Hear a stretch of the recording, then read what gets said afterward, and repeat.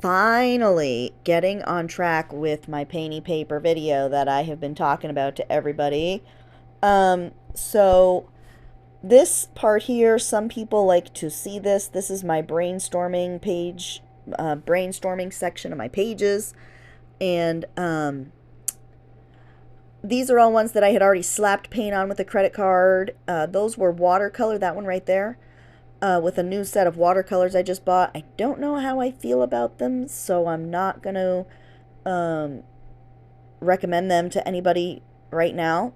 I got to play with them a little bit more. But I did a whole bunch of just,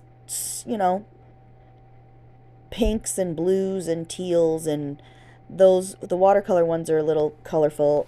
Purples. I was thinking of flowers because I've been doing, a lot of flower stuff for the springtime and for embellishments and for the hop, the fourth Saturday hop this past weekend. So here I am just kind of sorting them by color group or type, because the watercolor's kind of hard. There's like a ton of them. That was my last drop paper. Awesome. So yeah, these ones were jelly printed on. I didn't video that, and I should have. Like, why didn't I? Well, I'll tell you why. Because I had just re-poured my jelly plate, and it did not come out flat. Like, it's got a bump in, a big, like, hump in it. And it's not, it doesn't affect the picture. It's just wavy. It's just a wavy plate. So I was experimenting with it and trying different things on it and seeing if I liked the size that I had made it. And then I melted it down again and poured it again, and it did the same thing. So I bought a pan at Dollar Tree, and I will re-pour that sucker. And sorry for the long story, but that is why I didn't film it, because it was kind of like a testing trial and error. So I'm going to go through, I'm going to take out some papers that I want to play with. I know that I'm not going to be able to get to all 725,000 of these in one video. So I just grab a bunch, and the other ones I will work on when I get there. That stencil there, I love it. I got it on Amazon. I will leave a link for it down below in the description box. I am an Amazon affiliate, so if you buy anything from the links in my description, or if you follow my blog, which is also in my description, you will see the lists of items that I love, and it's both art items and non-art items, a few things for the house and a few things for the kids, but I keep it mostly to supplies and things that I use in my art life, which is, the fun stuff, right? So yeah, you could take a look at that list. I only recommend things that I use regularly, so and that I like. So I will put that stencil in the description box, my Amazon affiliate link. Now that right there is a cheap paintbrush from Walmart. Okay? And I use it for all of my scrapey, scratchy dry brushing. And you will see better here in a couple of pages. Ready? Watch, this one shows up, I think, pretty good. Look at those streaky, dry brushy marks. I love that brush, and I love what it does, and I love what it does on the jelly plate. And I think I bought a pack of 3. I have 3 different sizes, but they're all like roughly that size, kind of. They're like, pretty close, probably within half an inch maybe. So yeah, I love using that brush. And you can't see it much on this darker page, but I mean with this darker paint, but it looks really nice on that page too. So some of the pages we are going to just slap paint on together, finishing up from, cleaning the jelly plate or whatever I was doing at the time that didn't get both sides done. Now, speaking of both sides, you are going to find that I am going to have some ugly papers, okay? And that is just fine. And if you think they're ugly, that's great. But when you look at the page, don't look at it as a whole. Look at it as chunks. And that is how I try to make my Painty papers, is, where they would look good broken off. Or if I just randomly broke off a section of that paper, how would that look? And it's never steered me wrong. They've looked great every single time when I use them in small pieces. And then I do have a really nice selection of larger you know, more uniform pages that look really nice too. And you're going to see maybe one or two of those when I do the flip through at the very end. So, yeah. This stencil I bought, I think from China, maybe. AliExpress or one of those things. A lot of their stencils are very thin compared to what you buy elsewhere, but I wasn't buying myself expensive stencils if it wasn't something I was going to use all the time. So now I do buy my heavy used stencils all in the same place. And yes, I almost just put paint in that dish twice before I realized I was painting the whole page. Twice I almost did it. So that's where my brain was that day. Now, another thing when making painty papers, you don't have to stencil every one. You don't have to stamp on every one. You don't have to color or stripe or paint something specific on every page. All right? There is no rule. And I used to say to myself, like, I made rules for myself. I'm like, okay, scrape on paint, then stencil, then stamp. And it's like, you know, now I just do whatever feels right. Sometimes I do it in that order, but sometimes I don't stencil at all, or I don't stamp at all. And like this one here, I'm doing this on a page that has barely any paint on one side. And I said to myself, well, what if I need a piece of paper that isn't so bright and vibrant? What if I need something a little more muted? And I think that or with the texture of the text in the back, you know, something a little more uniform. So that's what I did there. And you know, I'm not going to worry about it. And I'm trying to do that with more pages, because a lot of times I go for a painty paper and it's too colorful. It's too much for what I'm doing. So sometimes it's nice to do something a little softer. Not every single painted background page is going to be a work of art. Okay? So say that again to yourself. They're not all going to be works of art. That is why it's a background page. That is why I am not putting any of these in a frame. They are going to make something else that I create much, much better. Okay? Remember that. When you have one bad gel print or you have one bad stencil session, remember that it is not the finished work of art. All right? You do these for the sake of using them as tools in your creative process. Sorry, I got a little angry there. This page here, I love how this came out, just all random, you know. Another thing you see I do is I take my brush after I'm done using the stencil and I brush it out onto another sheet of paper, because most of the time there's enough paint left on it to make another mark, make another design. So keep that in mind, especially if you're a little crazy with the paint like myself. But yeah, this page here, I just used that jelly plate, and I used the corrugated cardboard you see underneath that white thing. And I think do we use the corrugated? I don't know, but I will tell you how I put that. Yes, there it is. It is from a priority box, obviously. I made it so long ago I don't even remember. I took glossy Mod Podge, which is the only use I can find for the glossy Mod Podge in my life. But it does amazing at sealing up that corrugated section of the cardboard. So I ripped off the paper, and then whatever little paper is left, the Mod Podge either flattened it out on, you know, so that it was pretty much gone, or it left you a spot, like I call it, you know, a white spot, where you could you know, that adds a little more texture where the lines aren't so uniform. This thing here came from a candle, like those smelly bead things. That's fun foam. So I was thinking maybe I could get this stencil thing to, this plastic thing to stamp off better with the fun foam under it. It worked okay, but you will see what I do here in a second. I end up wetting my finger, and look at how great it works. So when you let yourself get into the zone like that, you see, your brain just comes up with all kinds of ideas, and it's a beautiful thing. You don't have to, you know, you don't have to think so hard about it. Once you get into that zone, your mind just knows. That was a paint booger gone extremely wrong, so I'm like, you know what? I'm just going to roll with it. So way too much paint. I'm going to brayer it off on that sheet. A couple more sheets. Really get rid of some of it and scrape it besides, because it was, you know, really.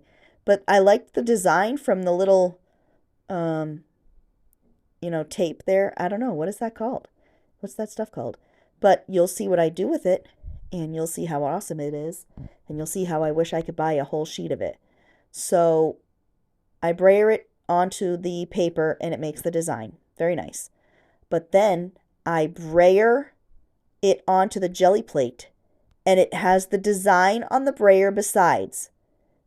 You know, the reverse, the negative of the whole outer part. Then I get the inner circle. See them? Isn't that cool? It's like my brayer turned into a stamp. I'm sorry if you all know this stupid fact, but I didn't.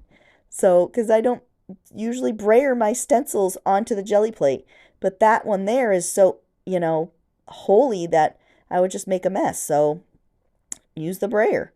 And look what it did. So, I'll keep that in mind with my smaller stencils that I can use on the smaller plate. Or the larger plate, I guess, too, even. But you know, the smaller design, I should say, the smaller patterned stencils. But I love how that comes out. I actually end up doing it like 55,000 billion times in all.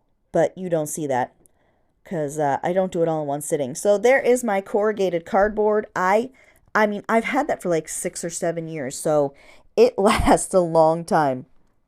And, you know, I couldn't be happier. This is a pearlescent purple that I bought this paint like 15 years ago, y'all. It was a long time. So it amazes me how well it still works, because nowadays the paint doesn't even last a year and you're getting huge globs of booger in it. You know, it drives me nuts. I have paints that are like from the 90s that are amazing, like still, and I just use them so sparingly because they're so wonderful. And whenever I go to like the creative reuse store, I look for those paints. You know, if they're like mostly full, and I will of course check to make sure they're not hard as a rock, because a lot of them are.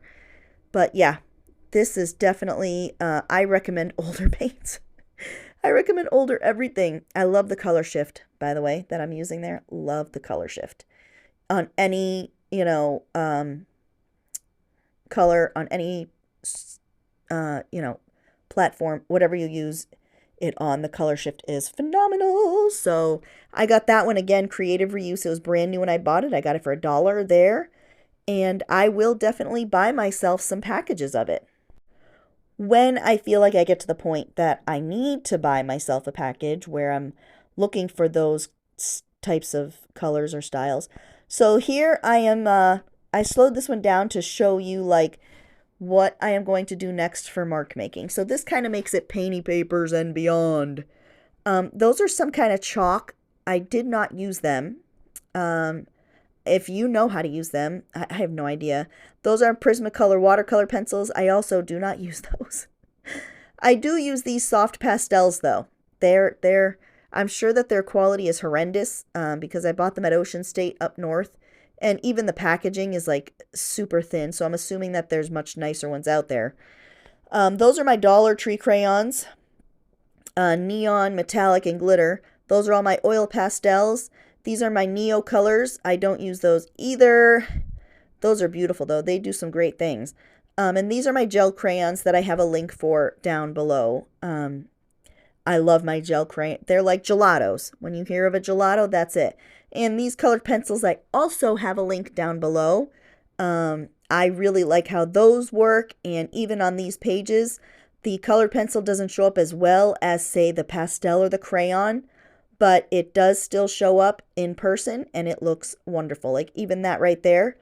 But when I was first starting, I'm like, I don't want these little itty bitty white things.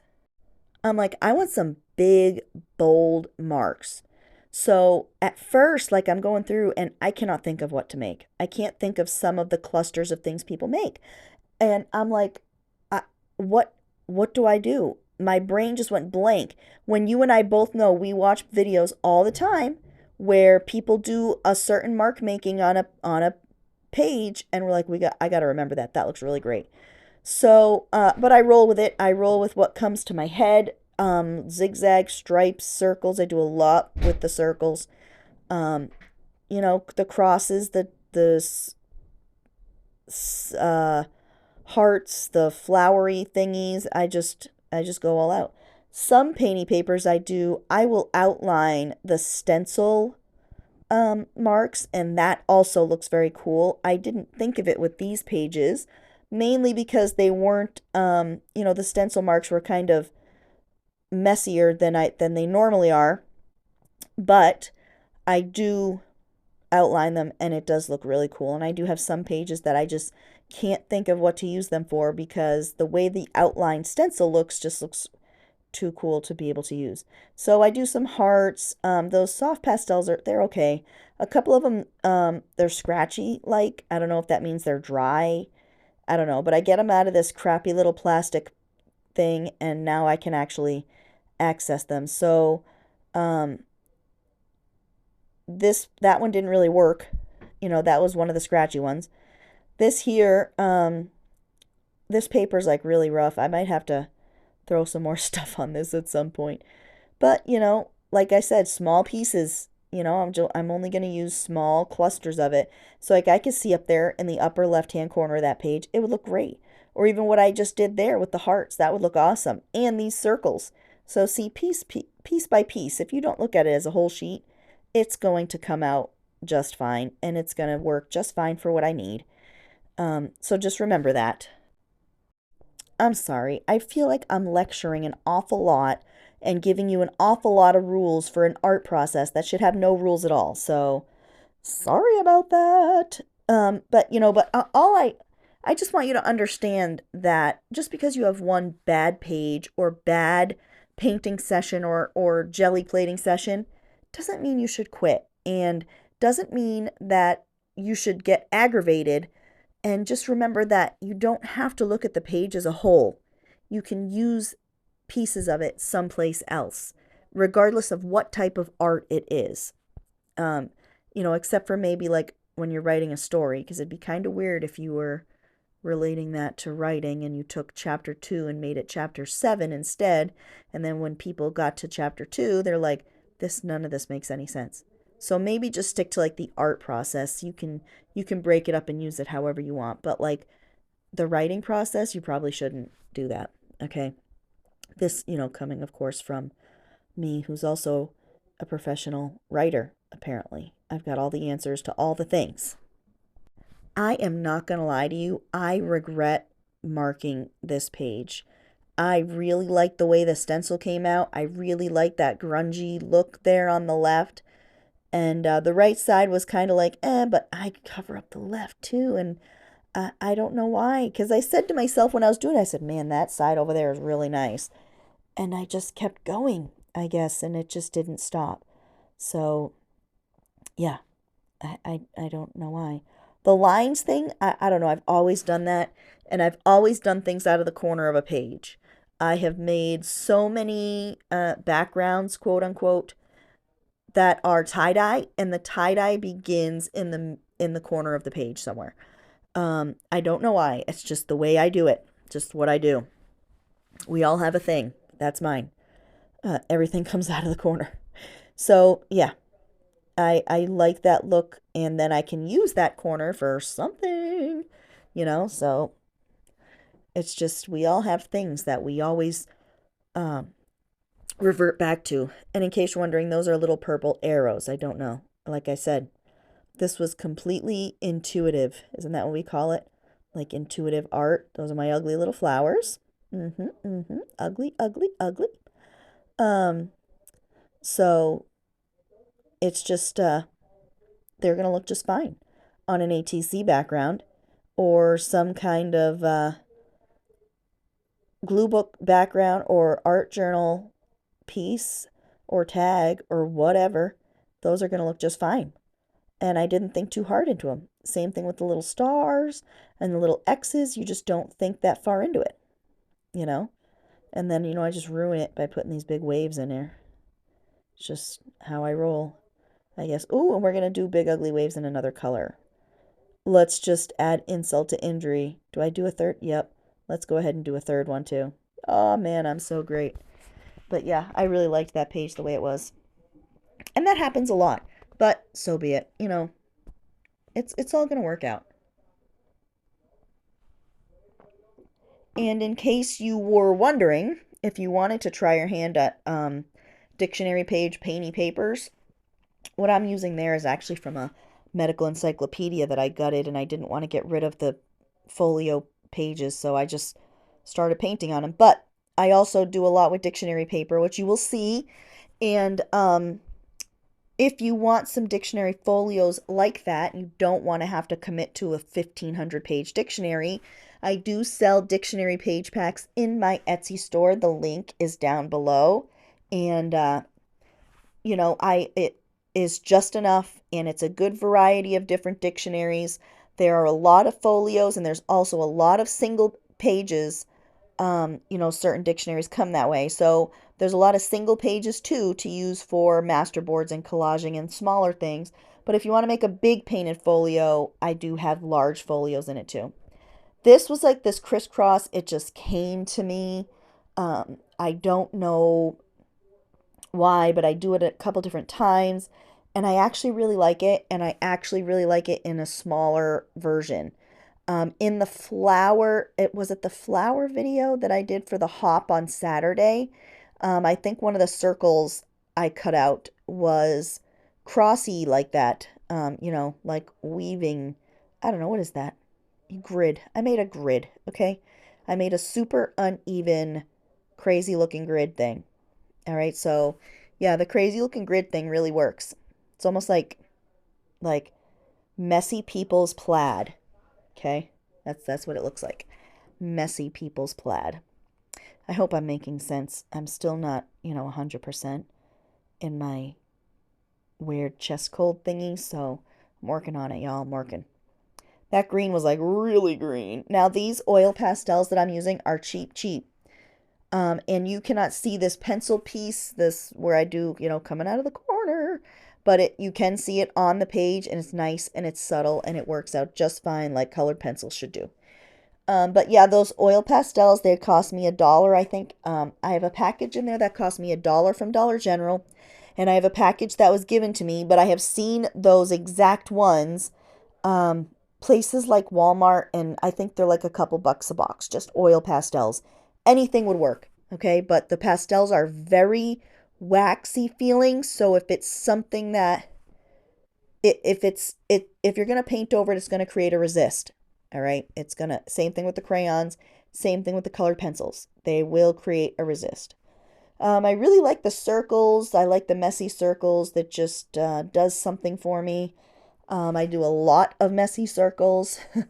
So it's like really, you know, and as I'm watching this, I'm thinking of all these other mark making things that I could do to, you know, just make another section of that page look good. Like if you went around in the corners and made scratchy, scrapey lines looking, you know, I like that look in one corner. This here looks like stitches. You know, here I am. I stitched my page together, I guess, with pastel. But I like it, you know. I mean, I can't change it now. It's on there. Can't take that crap off for sure. I end up having my daughter go get me her regular Crayola crayons. I don't know if that's what I'm using there, if it's a pastel, but the crayons, you know, they work to an extent. Darker ones work. That is a crayon. And look at how nicely it's making lines. But some of the lighter ones do not work. Like I really had a lot higher hopes for the white crayon, and it really let me down, not gonna lie. I figured the white crayon would work great on this textury, dark colored um, painted paper, but not really. It was kinda didn't work out nicely. Like I feel like I remember a time when the white crayon worked. Am I wrong in that thought? Was there a time in human history where the white crayon was good in certain areas? You know, because I don't see its life purpose here anymore. I love these stupid glitter metallic-y crayons from Dollar Tree. okay? The neon ones too. You can still get them there. I love these stupid stinking things. I love them.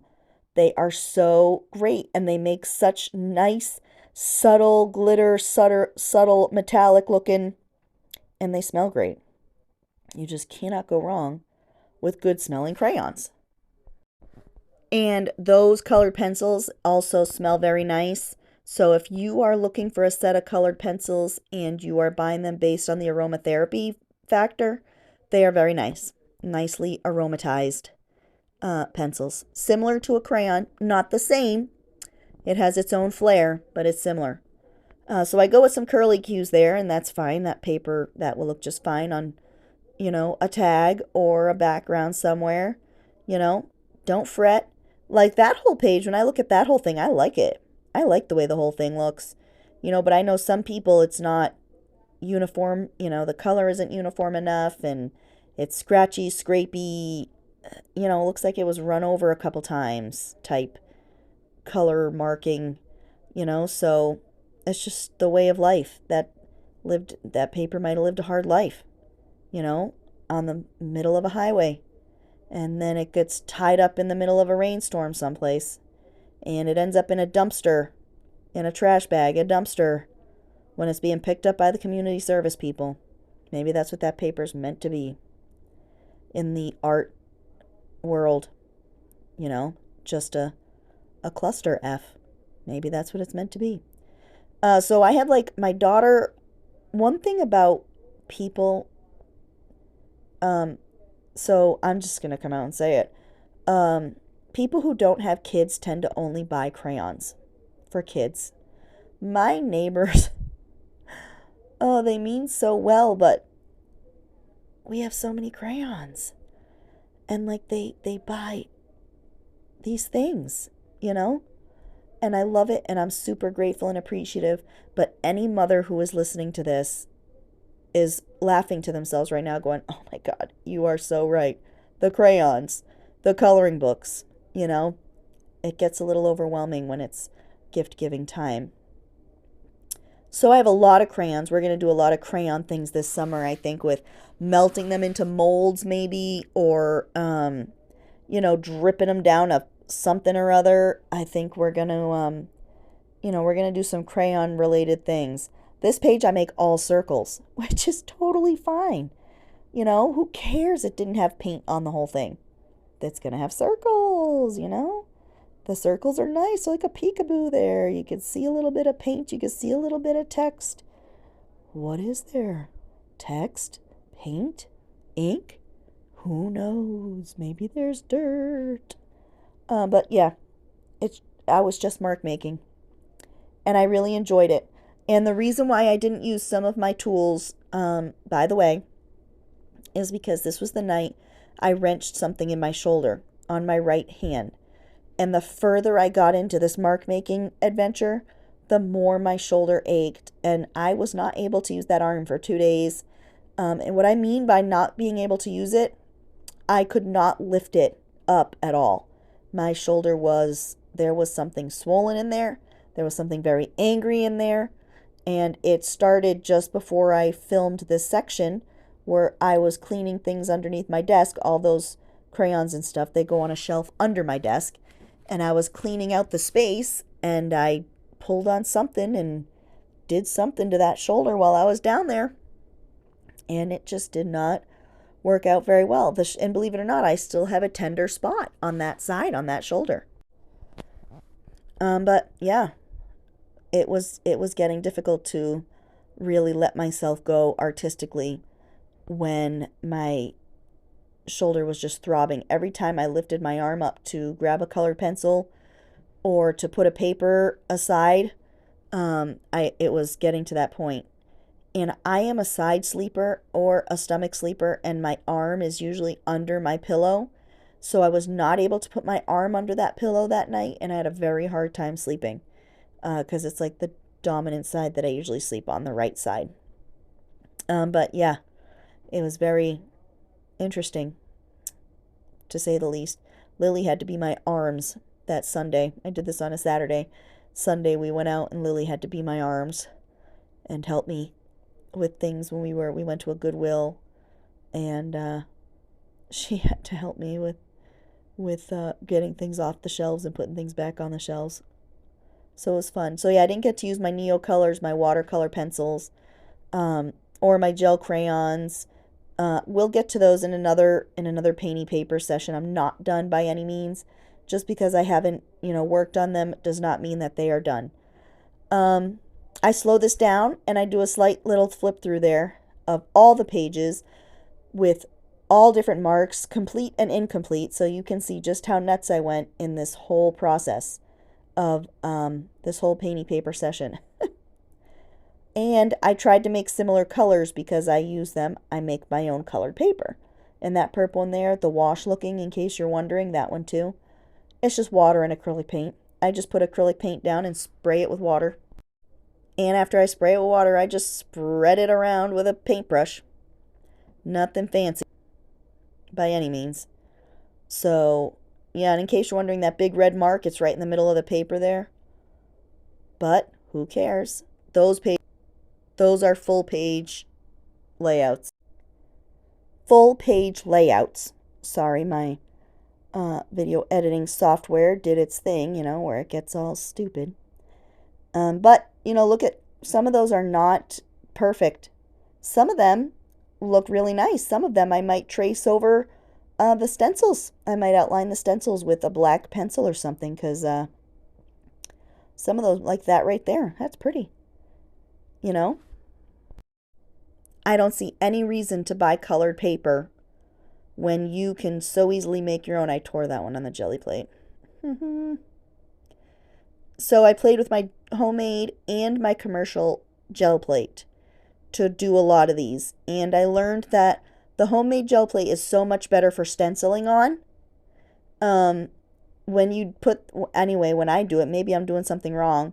I put the paint down, I put the stencil on. If I pull the stencil up and put it on paper, the paint like beads up on it. It beads up on the stencil, so it makes a weird texture of the stenciled image on the paper, which I don't like. I don't like that the stencil looks like, it looks like that. My homemade jelly plate, I don't have that problem. It stencils just fine, and when I take the stencil off, it looks just fine too. Those all just have metallic paint over regular paint stenciled on or whatever. So I like that subtle, shiny look, And again, look, some papers that look ugly and look incomplete. So what? We can always go through and do this again. Look at that one, looks incomplete. That one looks nice. That one looks nice too. That looks nice too. See, look, I'm getting inspired. Nice, nice. See the metallic over the stencil? Yep. So yeah, some of the watercolor pages, like I said, I'm not sure how I feel about those yet. I need to do a comparison video to show you what I mean about the jelly plates. We'll do a homemade to store-bought gel plate comparison. In case you're wondering, the recipe I used is whatever Stacy from Pink Poodle Crafts used. Her video is like 7 years old. Hers is the one I watched, and I have to make some more jelly plate, believe it or not. Well, I had to throw a bunch out. My tip of advice is don't ever make a gel plate in a metal, like a tin can type container, because that's what I did, and I saved it in there, and it was fine for like 4 years. But then all of a sudden it rusted a little bit, and the rusty gel wouldn't melt. So I had to throw a bunch of it out when I melted my plate back down. I had to throw all the rusty stuff out. And when you make your own jelly plate, it's going to stink. Okay, it is going to smell like feet ass. I'm just going to let you know. But when it's dry, so long as you don't shove your nose in it, it don't smell like feet ass like it does when you're mixing it or melting it. And I remelt my plate all the time. Probably every second or third use, I melt it back down. And now that I have a new container to put it in, it will be very nice to make a gel plate that is very nice and use that, because other than having to melt it down, my homemade gel plate is absolutely much better than my Gel Press brand jelly plate. I'm sorry if you're a Gel Press brand person. If I'm using it wrong, then it would be wonderful to know. So I'll make a video and we will talk about whether or not I'm doing it wrong. All right? Maybe I'll even do a live stream and everybody could watch me live. I love brush off, brayer off pages, you know. Some of them come out so great, so colorful. I have some that I've just kept and I can't do anything with it because I just love them so much. But I like pink, yellow, and orange together, so I do some of those. I like orange and peachy. Those were like Martha Stewart brand paints. I'm not a one paint kind of gal. I like them all. Martha's got some great paints for sure. So those are just jelly prints, you know, on my homemade to store-bought comparison that I did myself to figure out if I liked my homemade one the way it was and the shape it was and the size. But that is my huge stack there of painting papers, and I hope that you learned something and you found something you might try next time. And if you do, I'd love to see it. Ta-ta for now.